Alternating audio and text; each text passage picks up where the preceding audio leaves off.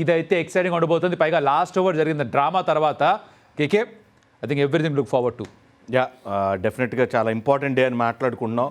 Early on గనక మంచి start ఇచ్చారా Indian fast bowlers, especially I'm looking forward to Bumrah and Siraj కూడా మంచి స్పెల్ వేస్తాడని నేను ఎక్స్పెక్ట్ చేస్తున్నాను.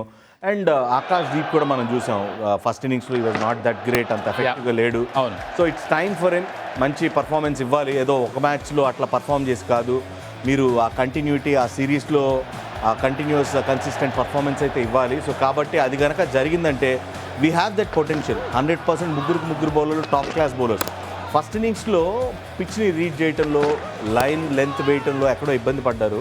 దాన్ని కనుక కరెక్ట్ చేసుకుని వచ్చారు అని అంటే మాత్రం we can make a match out of it. And నాకు తెలిసి రేపు ఫస్ట్ సెషన్ మ్యాచ్ మొత్తాన్ని కూడా డిసైడ్ చేసేస్తుంది. సో లంచ్ వరకు కనుక ఒక 5-6 వికెట్లు తీసాము అని అంటే మస్తు ఉంటుంది మ్యాచ్, భలే ఉంటుంది.